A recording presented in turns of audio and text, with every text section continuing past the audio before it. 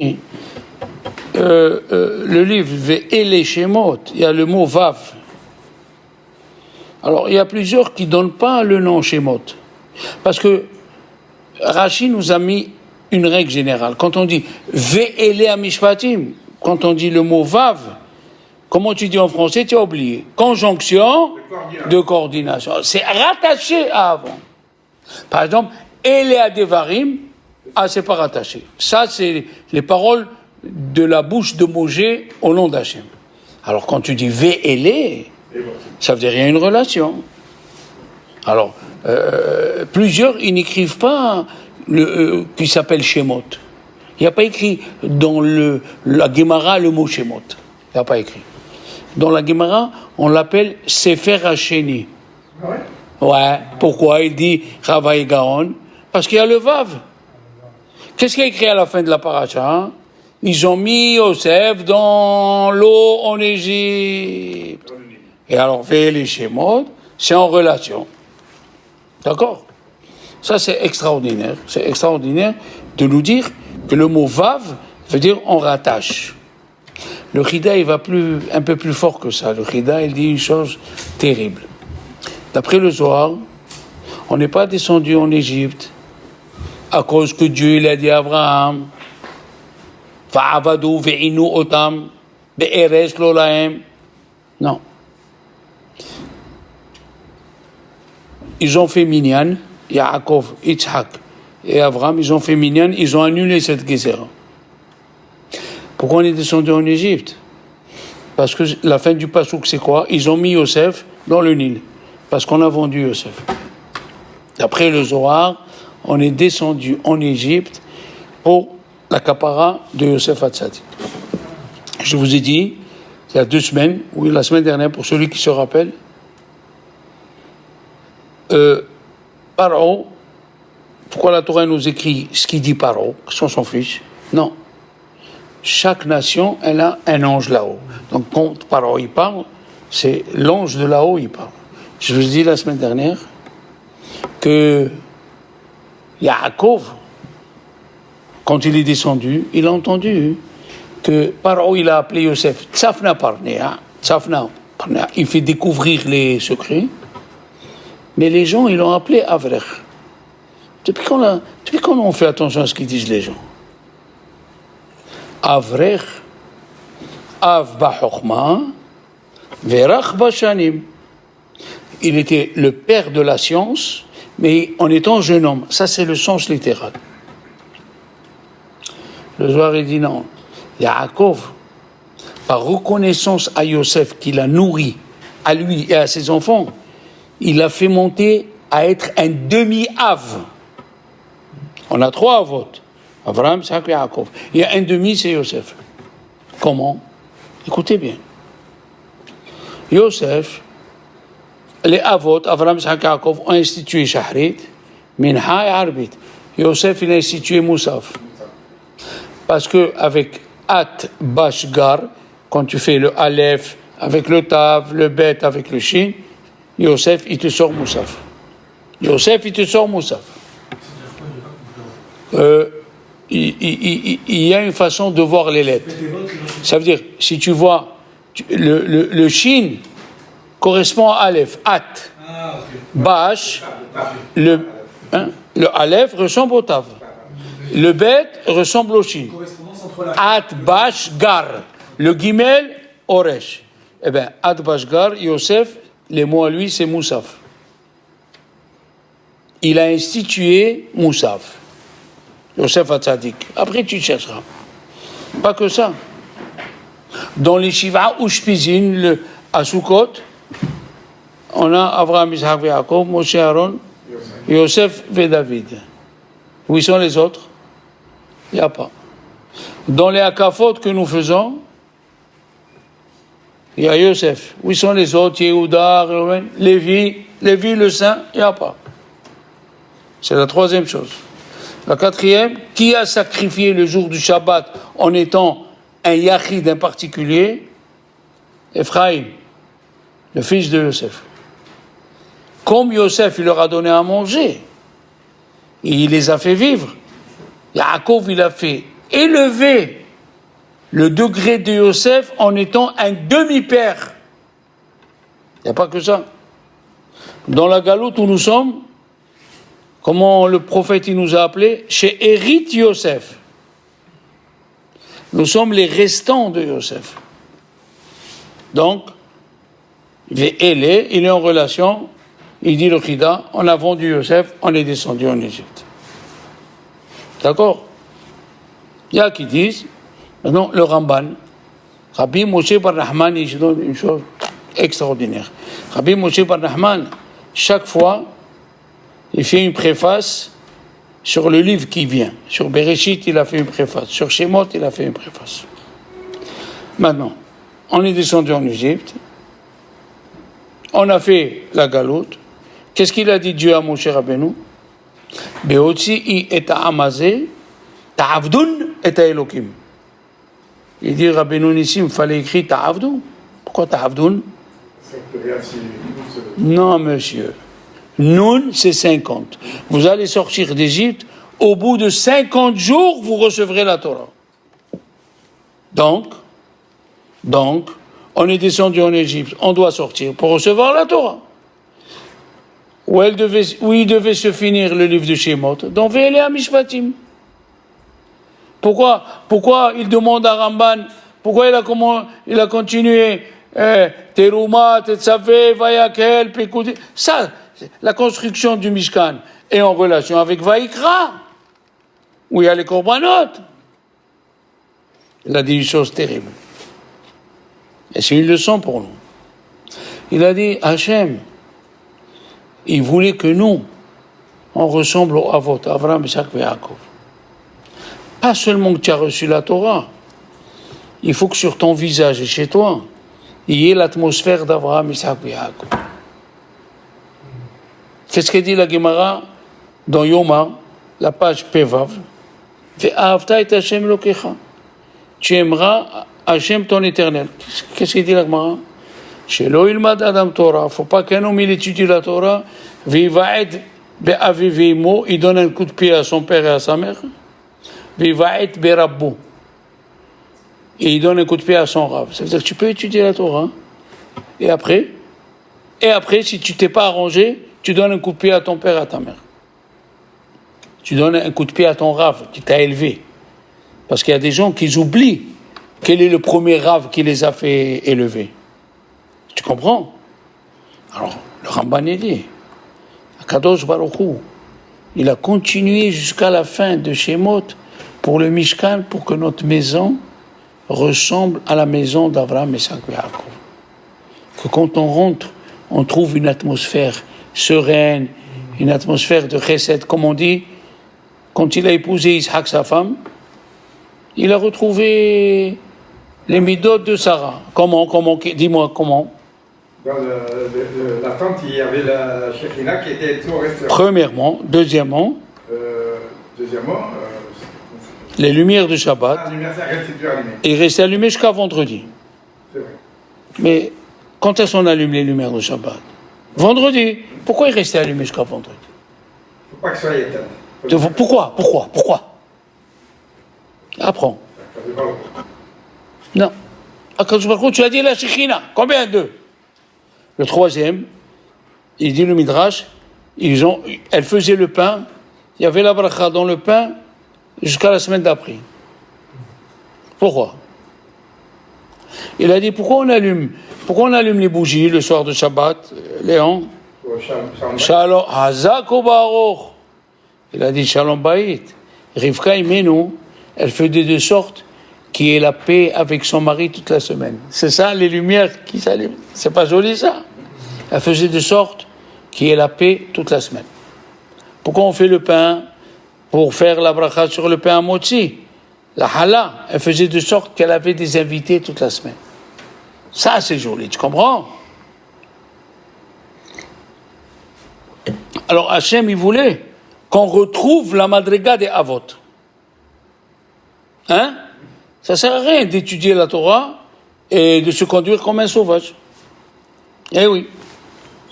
Maintenant, ils disent les Chachamim que Amram, qu'est-ce qu'il a dit? Le chef du peuple d'Israël, il a divorcé sa femme. Il a dit, on va travailler pour que Paro il tue nos enfants. Elle est venue Myriam, et elle lui a dit, ton décret, il est pire que celui de Paro. Pourquoi? Paro, il veut tuer que les garçons. Et toi, le fait que tu as divorcé, tu veux tuer et les garçons et les filles. Deuxième chose, il a dit, même si une femme, et de là-bas ils amènent une preuve les gens, même si une femme juive, elle accouche et le bébé il meurt, ou il meurt dans son ventre, il a Olam Haba. Un enfant ne peut pas avoir Olam Haba s'il ne passe pas par le ventre de sa mère. Il lui dit, toi, tu fais pire que Paro. Alors, Amram, il a écouté sa fille, il a repris sa femme. En reprenant sa femme, tous les juifs, ils ont repris leur femme. Parce que ce qu'il fait le Gadol, il a divorcé, les juifs, ils ont divorcé. Il a repris. D'accord? Après, quand il est né, ils ont vu la lumière. Chachamim, ils ont dit, ils ont vu la lumière de Olam Haba. Ora Ganuz. Il lui a dit, Amram à sa fille, Kol HaKavod. Ta prophétie, elle s'est réalisée. Quand il a repris Yochevet, c'est écrit dans le Midrash que Aharon et Myriam y dansaient devant leurs parents. Mais 3 mois après, quand ils ont pris Moshe Rabbeinu, Batia, ils l'ont mis dans un petit berceau. Il faut savoir que Rabbeinu Bechaye, il dit, c'est bien de le savoir, Rabbeinu Bechaye, il dit que Tzipora et Batia, c'est 2 sœurs. Ah, intéressant. Tzipora et Batia, c'était 2 sœurs. Tu me suis? Yitro, il a pris, comme ils étaient dans la rue, Yitro, il a pris Tzipora et Paro, il a pris Batia. Parce qu'ils étaient très, très, très belles. D'accord? Maintenant, avant de continuer, Amram, quand il a divorcé sa femme, elle n'est pas restée comme ça. Elle s'est mariée avec un juif. Qui elle a eu? Vas-y, tu le sais. Eldad ou Medad? C'est qu'ils ont prophétisé. Ah. Bon. Après 3 mois, quand ils l'ont mis dans l'eau, il y a écrit L'Edea Mayaselo. Myriam, elle avait 6 ans. Et elle est restée pour voir qu'est-ce qui va passer. Pourquoi? Parce que son père, il lui a dit, il lui a donné un coup sur la tête. Il lui a dit, c'est ça ta prophétie. Tu as amené un garçon pour qu'il meure. Alors, Myriam, elle est restée au bord de l'eau pour voir qu'est-ce qui va arriver. Il y a écrit, au début, il y avait un petit enfant dans le berceau, un jeune homme qui pleurait. Alors, c'est un petit enfant ou c'est un jeune homme? Rabbi Yehuda dit, il était enfant, mais il avait la voix d'un jeune homme. Il lui a dit, Rabbi Irmia, alors tu as rendu Moshe Rabbeinu avec un défaut. Il était bébé, il avait la voix d'un grand. Et là, quand il pleurait Moshe Rabbeinu, il pleurait pas pour lui. Il avait toutes les voix des enfants d'Israël dans sa gorge. Non, écoutez bien. Il est parti, Moshe Rabbeinu. Quand ils ont accompagné Yaakov en Israël pour l'enterrer. Écoutez bien. C'est extraordinaire. Rabbi Yonatan Abissis, il a dit, Paro, il les a accompagnés jusqu'à la frontière. Qu'est-ce qu'il voit Paro? Lévi, il lève pas la tombe, il lève pas le cercueil. Le deuxième qui lève pas le cercueil, Yosef, il était roi. Il était content, Paro, il était content. Que Lévi, il porte pas, et Yosef, il porte pas. Pourquoi il était content? Il dit, Rabbi Yonatan Abissis. Ouh là là, alors là, ouvrez bien les oreilles. Au moment de Matan Torah, qu'est-ce qu'il y a écrit? Dieu, il a dit à Moshe, renvoie Yitro dans son pays, lui et ses enfants. Pourquoi renvoie Yitro? Il est venu, il s'est converti. Celui qui n'a pas souffert en Égypte, il ne doit pas m'écouter. Tu écoutes ça? Il dit le Ramban, Rabbi Moshe bar Nachman, tous les convertis qui sont montés avec eux. Il leur a dit, Moshe Rabbeinu, à 12 kilomètres, vous ne devez pas voir Matan Torah. Celui qui n'a pas souffert, il ne peut pas. Et Paro, il a vu ça. Donc il a dit, Lévi, la tribu de Lévi, ils n'ont pas travaillé en Égypte. Il y a qui disent, c'est parce que Yosef, il a été reconnaissant envers les curés égyptiens, qu'ils ont prouvé qu'il n'a pas dormi avec Madame Potiphar. Alors en même temps, les Lévi'im, qui étaient les prêtres, ne travaillaient pas. D'accord? Qu'est-ce qu'il a dit Paro? Vous ne travaillez pas assez bien. Ils ne peuvent pas sortir d'Égypte que si c'est quelqu'un qui souffre avec eux. Et Moshe Rabbeinu, il n'a pas travaillé, il n'a pas souffert. Alors il était content. C'est sûr que le Sauveur, il ne va pas sortir de Lévi. C'est pas extraordinaire ça. Mais il a oublié une chose. Il a écrit que Moshe Rabbeinu, il est sorti du palais, il avait 13 ans. Il y a qui disent 20 ans. Vayar Besiblotam. Il est parti. Il aidait chaque juif à porter le fardeau. Vous savez ce qu'il dit le Midrash, le mot du Midrash? Hesira Dargon Shelo. Qu'est-ce que c'est Dargon? Il a enlevé la marque qui fait partie de la royauté. Il l'a enlevé et il s'est mis à aider ses frères. Premièrement.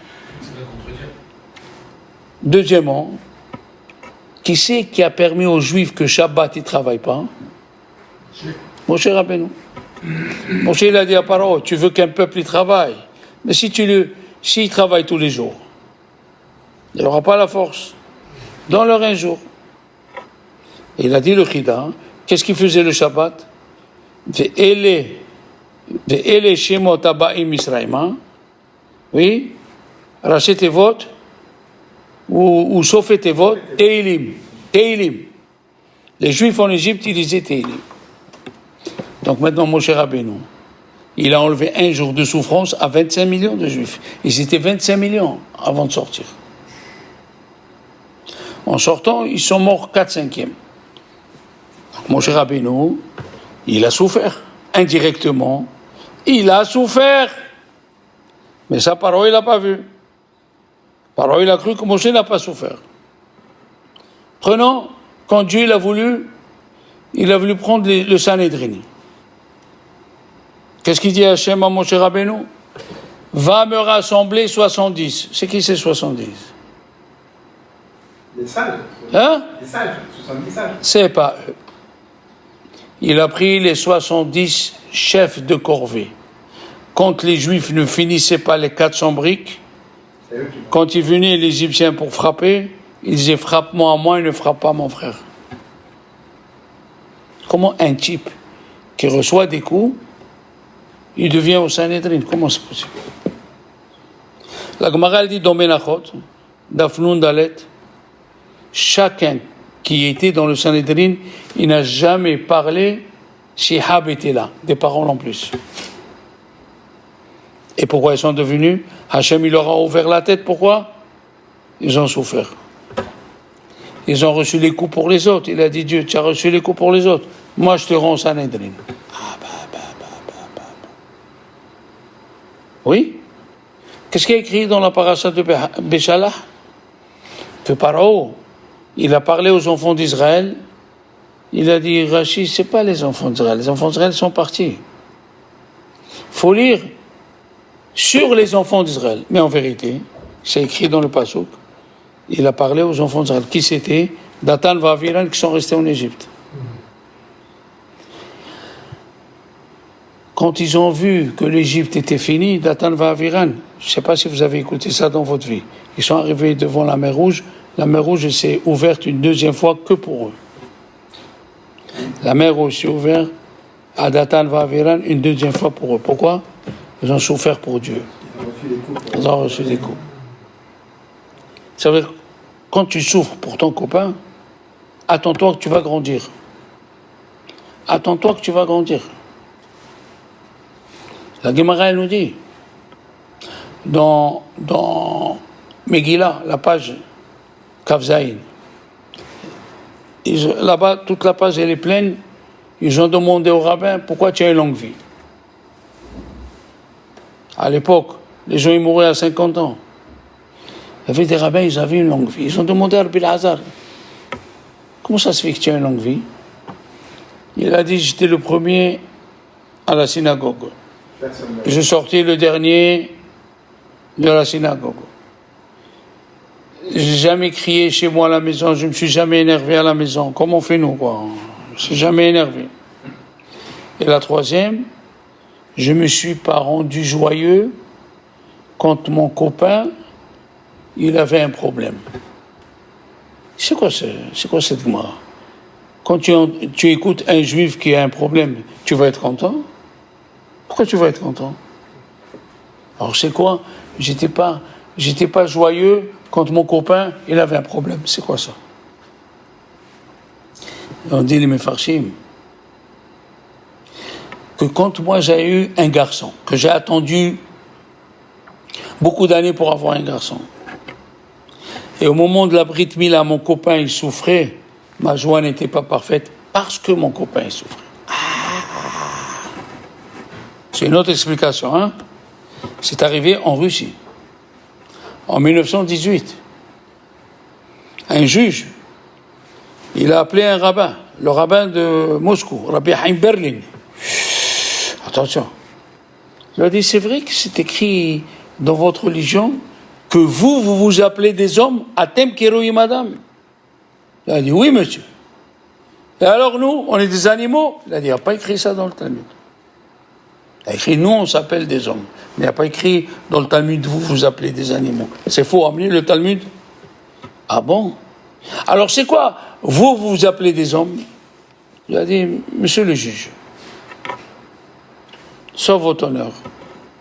En Afrique, il y a des Noirs qui meurent tous les jours. Ça vous empêche de manger ou de dormir? Il a dit non. Pas du tout. En Afrique, ils font la guerre, eh bien qu'ils font ce qu'ils veulent. Moi, ça ne m'empêche pas, ni de dormir, ni de manger. Il lui a dit, nous les Juifs, si on sait qu'un Juif, là où il se trouve, il n'a pas de quoi passer Shabbat, ou il n'a pas de quoi faire Pessah, notre fête, elle est cassée. Ah ouais? Il a dit, je vais vous expliquer. Quelqu'un qui a mal au petit orteil du pied, il a mal.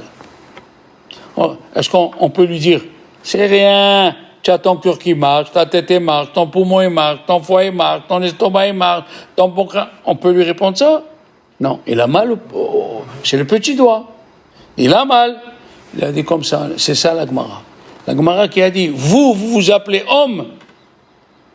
Parce que nous, s'il y a un juif au Yémen qui n'a pas de matzah, s'il y a un juif en Argentine, dans la pampa de l'Argentine là-bas, il n'a pas de la matzah, on n'est pas bien. Il a dit, maintenant je comprends. Il a dit, maintenant je comprends ce que vous dites. C'est comme quelqu'un qui écoute la musique. Non, je vous le dis là, entre nous. Et il voit sur les informations, 3 soldats sont tombés. Tu peux écouter la musique. Comment tu peux écouter la musique? Tu t'associes pas au moins dans la journée. La journée, arrête d'écouter la musique. Nosé be'olim havero. Il a dit Rabbi Haim Vital, vous savez pourquoi Dieu a choisi Moshe? Moshe Rabbeinu. Au début, il n'a pas écrit le nom de son père ou le nom de sa mère. Vayelech ish mi bet Levi, vayikach et bat Levi. Et une vingtaine de pisukim après, c'est écrit Amram et Yochevet. Pourquoi tu ne le dis pas au début? Pour te dire, ne crois pas que Moshe Rabbeinu, il est devenu Moshe grâce à son père ou à sa mère. Non. N'importe qui peut être un grand. Abou Beda Yosef, Zichrono Bracha, qui a écrit 50 livres de halakha, son père, il était épicier.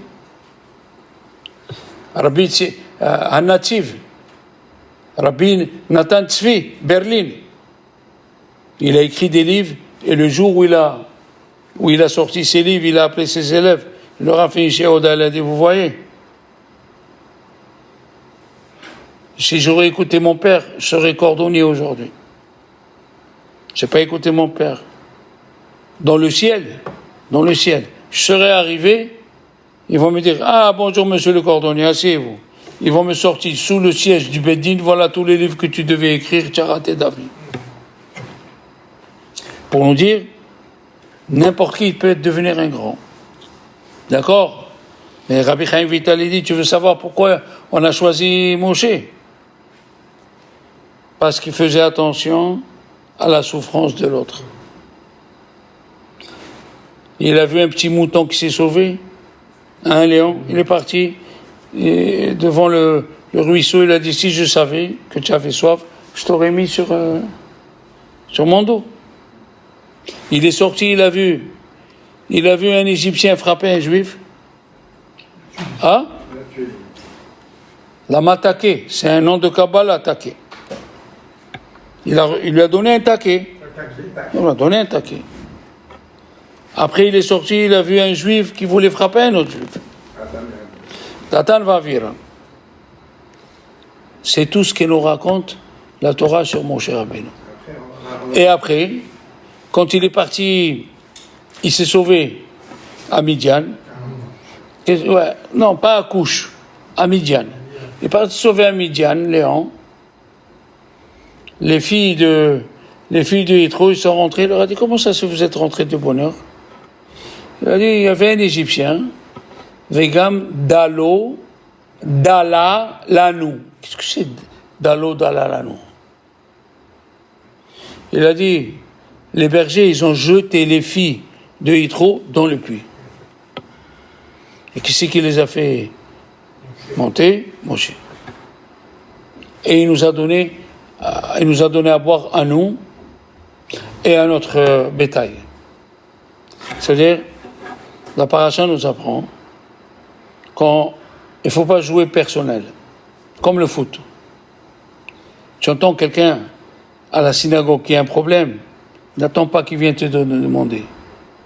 Va de toi-même. Là, des gens, ils travaillent, ils coffrent leur argent, ils coffrent, ils s'en fichent ce qui se passe autour. Pourquoi? C'est ton frère, c'est un juif. Qu'est-ce que je vous ai dit? Ménaché, il était Oved Abodazar. Et Dieu n'a pas détruit le temple pendant 52 ans. Qui c'est qui peut se rappeler pourquoi? Il a fait un hôtel. Ménaché, il a fait un hôtel. Et il donnait gratuitement le manger. Aïe, aïe, aïe, aïe, aïe. Aïe, aïe, Rabotai, regardez ce qu'elle nous dit la Torah. Tu veux vivre, tu veux réussir, il faut penser à l'autre. Pas que ta tête. Qu'est-ce que je vais manger? Qu'est-ce qu'elle va manger ma femme? Pense un peu à l'autre. Des veuves, des orphelins, ton copain, il a un petit problème. Nosé, ça s'appelle Nosé Be'ol Im Havero. Il supporte le joug de son copain. Et c'est ça toute la paracha. Toute la paracha, elle veut nous apprendre que qui c'est qui a eu le mérite d'écouter Dieu dans le mont Sinaï? Ceux qui ont souffert. Qui c'est qui est devenu Dayan? Ceux qui ont souffert. Moshe Rabbeinu, il a allégé le poids aux Juifs et est devenu le chef. C'est pas parce que son père il s'appelait Amran et sa mère elle s'appelait Yocheved. Faut faire comme vous faites des fois. Vous pensez aux autres. J'ai trouvé ça, j'ai pensé à toi. D'accord? Allez, Shabbat Shalom. Parce que notre ami Alain va aller voir sa maman.